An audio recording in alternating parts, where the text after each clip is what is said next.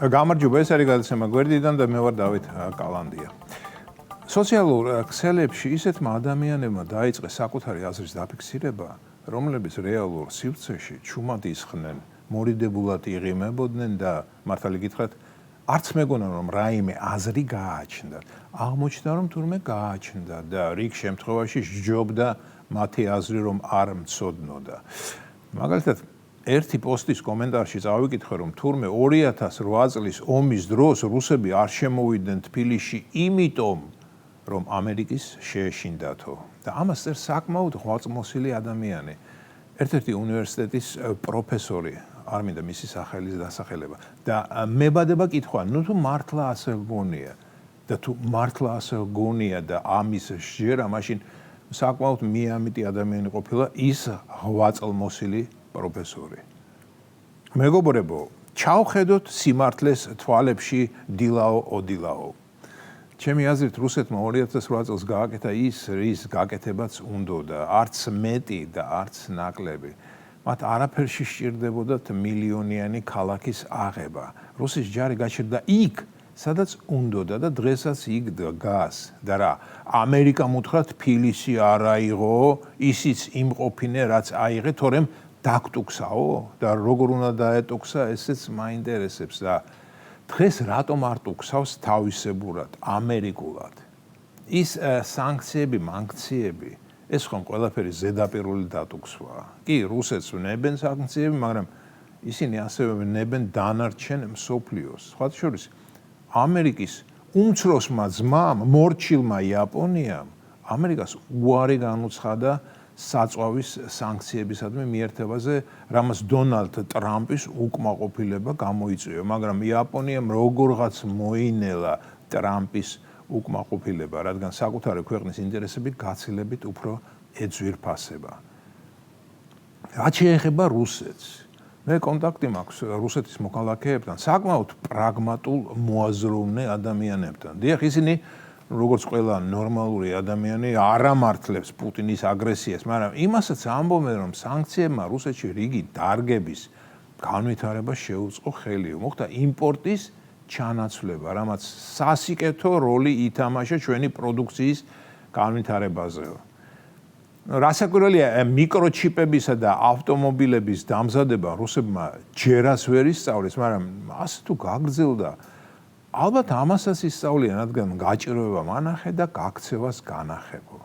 ჩინეთმა ამერიკის უნებლიე ხელშეწყობით მოახერხა თავისი ეკონომიკის არნახულ სიმაღლეზე აყვანა.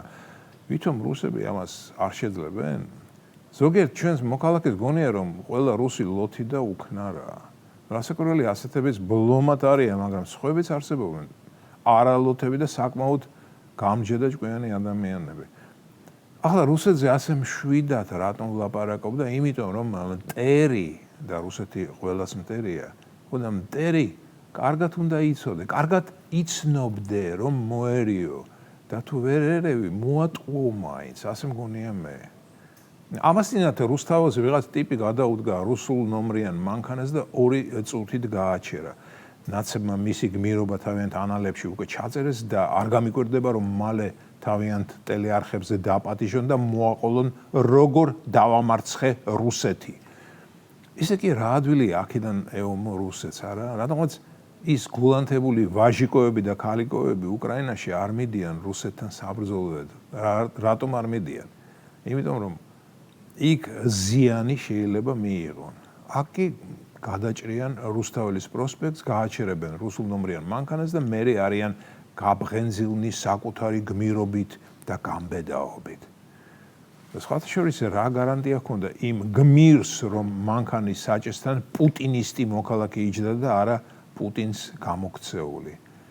როგორც ვიცი, აქ ვინც რუსული მანქანი დადის, 95% რუსეთის ის მოქალაქეა, რომელიც სწორედ რომ პუტინს არიან გამოქცეული. ზოგიერთს ვიცნობ კიდეც. ერთმა მომიყვა ისე მაქვს გული დათუთქულიო, პუტინს გამოვეკეცინ ჩემი მანქანით. ვიფიქრე რომ აქ ამ ლამაზსა და სამართლიან ქვეყანაში გამიგებენ და სულ საპირისპირო ურთიერთობები მივიღეო. მანქანს დამზიანეს და შიგადაშიგ მლანძღეს კიდეცო და ხომ არ დავიწყებ ყველასთვის ახსნას ვინ ვარ, რა ვარ და რატომ ვარ აქაო. დიახ, ასე მითხრა და მე დაკრა ფეხი, მოახერხა ამერიკის ვიზის გაკეთება და წავიდა ამერიკაში. და ამ დროს თავისი საქმის ძალიან კარგი სპეციალისტი იყო და შეიძლება და მისი აქ გამოყენება და მისგან სარგებლობის მიღება. მოკლედ, მეგობრებო, რისი თქმა მინდა?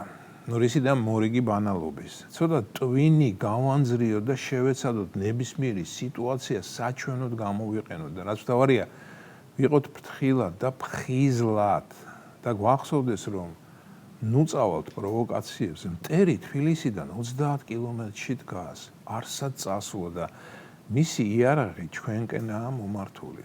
და ისე გავმეორდები თუ კი ძალით ვერ ჯობნით და ძალით იმ ბირთვულ მონსტრს ჩვენ კი არა მთელი მსოფლიო ვერ ჯობნის. მოხერხებითა და ეშმაკობით ვაჯობოთ. ხომ კარგი აზრია. ეს იყო გადაცემა გვერდიდან და მე ვარ დავით კალანდია.